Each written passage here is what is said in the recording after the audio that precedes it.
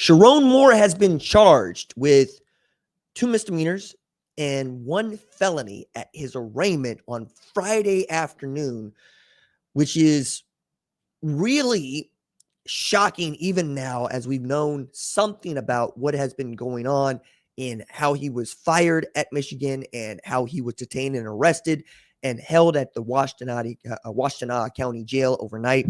Leading into this arraignment, let's catch people up. Let's talk about what we know, and let's see how far we can get going into this weekend. What's up, kinfolk? It's RJ Young. I am not on a step mill. If this is your first time watching Adapt and Respond, thank you for joining us here. We talk college football year-round. If you're into that, hit that subscribe button, like this video, answer the question in the comments below. Did you expect to hear that Sherrone Moore will be fired and charged with a felony on Tuesday, as all this news has happened since Wednesday? Catching people up quickly. We made a lot of segments on this, but I do want to take the time to be very clear and concise, but also we're going to do this with as much integrity as we can muster. I'm not going to mention names, although there are names that have been out there for rumors as to who is involved with this latest incident with Sherrone Moore. Going to tell you what I know, and then we're going to talk about what we think from what we know. So, fired on Wednesday, detained and then arrested on Wednesday, it turned over to the Pittsfield Township, held at the Washtenaw County Jail. This is all while Texas is waiting on Michigan to play in the Cheez-It Bowl later this month, December 31st. Biff Poggi is the interim head coach, and there's a lot of questions about not just who's going to be the next head coach and what Warden Manuel is going to do as he gets to retain his job and try to hire the next guy, but what Bryce Underwood, star quarterback at Michigan, might do. But today, we've been waiting on these charges to drop as he was arraigned this morning, which is your first formal court appearance where you're going to be formally charged by the prosecutor in the case. So the charges are breaking and entering, or entering without breaking, which I believe is not a felony. It's a misdemeanor charge. And then stalking, which, depending on what you want to do inside of what state you're in, it could be a felony. It just depends on how it's being seated. And that one, I think, is about being repeatedly following someone who doesn't want you to. And then the last one is third-degree home invasion. That is a felony in Michigan. He's obviously in places he was not supposed to be. He was obviously in places where he had been asked to leave several times over. He was obviously in a place where someone felt endangered enough by him to call police, and prosecutors took all of this evidence in their investigation so far and thought it was enough to charge the former head coach at the University of Michigan football team with these charges. As more of this is coming out, right? We know that his court appearance was at 1 p.m. Eastern Standard Time today. We'll find out more as wow, I just got some news here. Yes, it's not going to be good, guys. It's even Michigan fans and Michigan alumni are not exactly they're not thrilled with this. And there's going to be some more that's coming out of this, because apparently this could go even deeper if they keep going on with their investigation. For those of you that could see it, there was a link to stream it. If you're that type, sure, great. But as far as what we know about college football and sports and stories like this is really, really not. It's strange. This is an aberration. Like, I've seen comparisons to some really bigger cases like O.J. Simpson, for instance.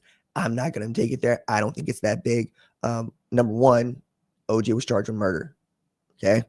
Not just one person, but 2 people, right? This is not what that is. This is a little bit more in an area that we just don't get to talk about all that often, because it involves people in their personal lives, and these laws that are being broken all bring you back to some of the things that you could put together from your own personal life, right? the way that I was thinking about this is if you're in a place where nobody wants you, where somebody doesn't want you to be, and the police and attorneys believe that they could charge you with stalking, and you could be entering a place where you don't have to break in, but you're obviously not wanted. Bad breakups happen that way, right? I mean that from not just marriages and girlfriends and boyfriends, but also roommates, right? As people are sharing a space, and that just leads to more questions. Leads to more questions where others are going to fill in the answers there. Not going to play dumb here, but I'm also not going to get ahead of this investigation, and I'm not going to get ahead of what needs to happen before we, as part of the public, get to know. But the nice thing about the United States is we got open records law, we got Freedom of Information Acts, and we have dogged reporters that are looking for answers every single minute of every single day, and they're going to get them. They're going to get them. We also have a university that is feeling very much betrayed, and it also wants answers, and it also is performing its own investigation. But as I had said, going into this arraignment, there are three things that really have to get taken care of at the University of Michigan right now.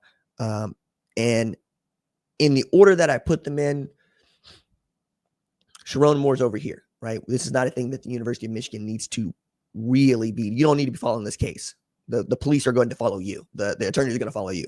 You need to make sure that you retain as much of your roster as you can, including Bryce Underwood. Assure them that, number one, if they felt in danger or they felt harm or they knew something but didn't feel comfortable saying it, they get to talk to you about it. That needs to happen. That has to happen if it hasn't happened already. The second thing is you need to hire not just any head coach, but in a different days before this, weeks before this, that I said Matt Campbell, somebody that is beyond reproach, someone that we all respect, inside of Michigan and outside of Michigan, someone that we all feel great about as a person and as a football coach. And then you're going to have to find that person that can win football games. So hit that football resume.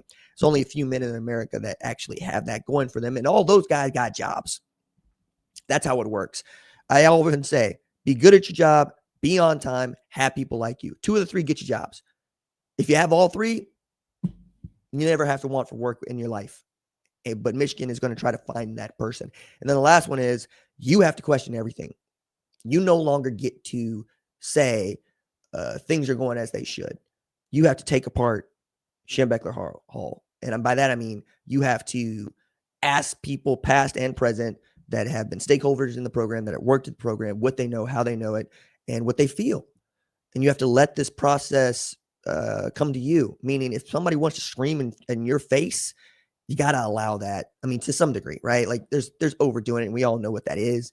But right now, people are hurting. People want answers, and you have to assure them that their pain is being felt and that they're being heard, and try to get through this moment to a place where you can return to the standards that the University of Michigan has held high since 1817. It's a really great university. This is not my space right now to come after Michigan for this or that. This is a space to go. They watched their 39-year-old head coach, the first black head coach. That hurts me particularly. First black head coach in University of Michigan history has been charged with stalking, home invasion, breaking and entering without entering.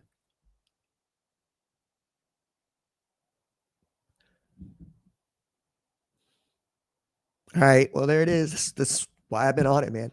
Sherrone Moore is a walking, talking Black history fact.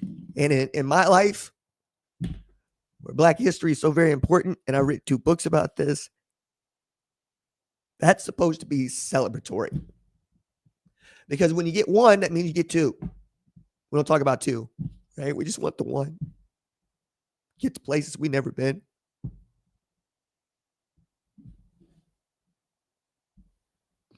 I don't even know the dude. I like that.